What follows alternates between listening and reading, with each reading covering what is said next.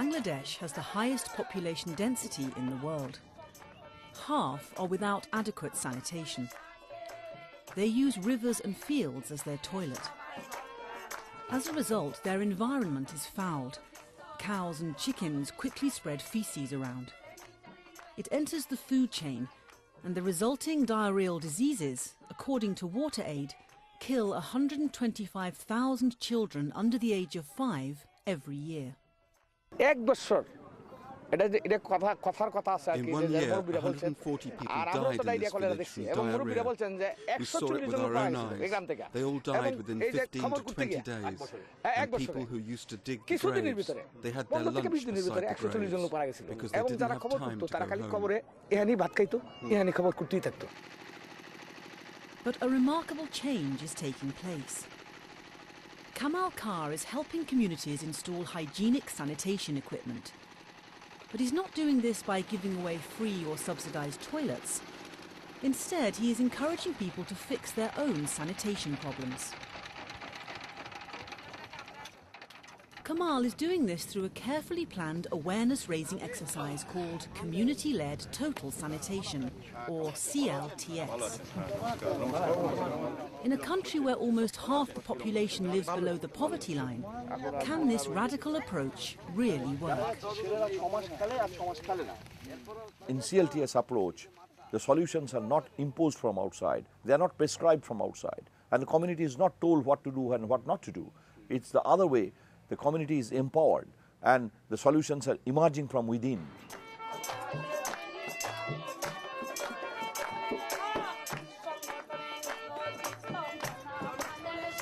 These floodplains are amongst the most fertile lands on Earth. Rice has become the dominant crop. However, the reason for the land's fertility is also a major threat to the people who live and farm here. Incredibly, for up to 6 months each year, the land is covered by water. And with the water comes an increased threat of diseases such as cholera from poor sanitation.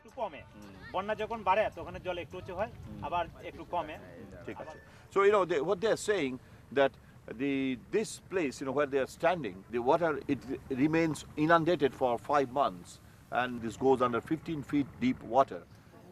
With so much water flooding the land, the farmers build their houses on earthen mounds. These mounds form small islands during the monsoon floods. Kamal is arriving in Shibpur village.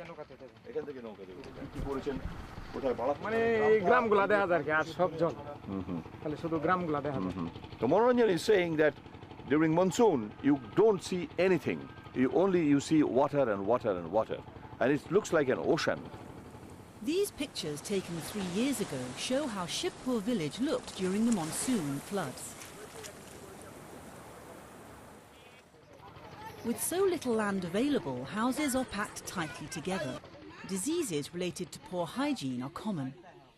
The houses are so closed, and so congested. Imagine this used to be their main road.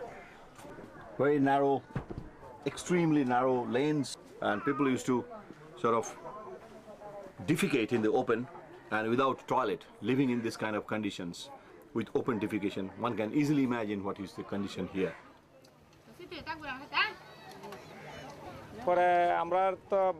The elders used to defecate openly over here and over there. It was all covered with feces. We couldn't walk anywhere.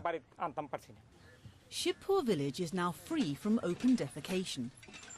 The villagers of Shibpur, they have even put up a signboard saying that nobody defecates in this village in the open. But the question is, how did this happen?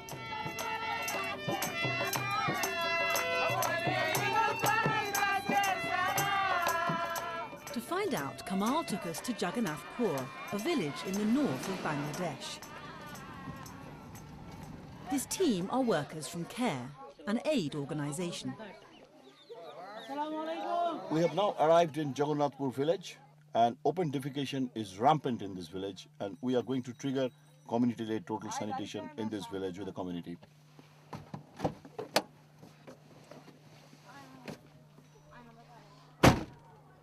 On entering the village, Kamal walks through a bamboo grove. You see, these are the places, where generally people come to defecate in the open. Look at this place, it's all smeared with feces. And if you look at that, this is probably done just a couple of hours before. It's all entire area. It's terrific, it's stinking, and that's how the whole disease spreads. Motivating the villagers to do something about this for themselves is what CLTS is all about. First, Kamal asks the villagers to gather together for a general meeting. Community-led total sanitation, or CLTS, begins by communicating ideas in a visual way. I requested them if you could draw a boundary map of your village. Use these colored powders, to indicate the boundary of the village and the main roads, So lots of people came and the women came. There was a kind of a pandemonium, and chaos, Then we had the small pieces of papers and I showed them those cards. I said, look, this is a house. Just pick up one card and put it exactly where your house was. The first question I asked them, how many of you defecated in the open today in the morning? There was a big laughter and kind of thing. Some raised hand and some were hesitating. But then I asked them, okay, where do you go to defecate? So there was a huge laughter, but people started coming in and everyone almost, they came and they picked up some yellow powder and put it. As a result, within no time, the main roads of the village and sub-roads, they were dotted with drops of yellow powder. Then after this, I asked them, okay, suppose, you are having a stomach problem, you're running a diarrhea, in the middle of the night, it's raining. Would you walk up to such a thing long distance? In an emergency situation, where would you defecate? They said, I go behind your house and you come to behind my house. And then I said, okay, pick up that powder and put it where you do it, your emergency defecation. Then the whole map, everywhere the map was full of heaps of yellow powders. Kamal then asks the villagers to calculate the amount of feces they produce per day. The final thing came up to 211 kilogram per day. And that was written on a big chart. The team then show how easily people and livestock spread feces around the village, even inside people's homes. And then after that, there was the discussion that, if this is coming back to your home and is there any impact on your health?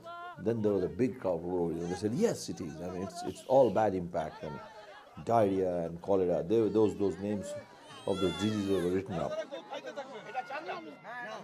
At this point, Kamal stuns the audience. He asks if he can take a photo of any villagers who are happy to eat another's feces. The aim is to shame the villagers into action. It was very fast moving towards the ignition moment. The ignition moment is the point where the link between open defecation and waterborne diseases such as cholera sinks in. The moment where the first villager walks forward to say he or she will build a toilet.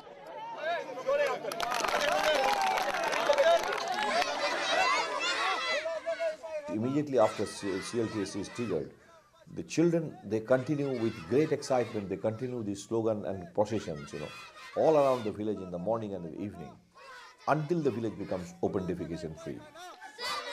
The whole thing, it's a fun, but through the fun, people realize and start unpacking, exploring the reality of their life. The most important thing in CLTS is that outsiders are definitely not asking the community to stop open defecation or change their hygiene behavior practice. Just empowering them and helping them to analyze their own sanitation profile and sanitation situation. Everyone is a human being, and no one wants to live in a filthy and dirty and filthy condition. Kamal and his team plan to return to Jagannathpur to find out what impact the CLTS presentation has made.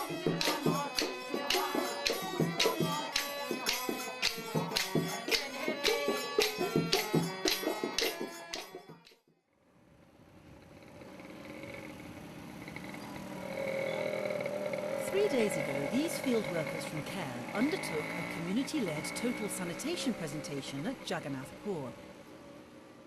Today they are returning to find out what's happened. Assalamu alaikum. On arrival, the team are taken on a tour around the village.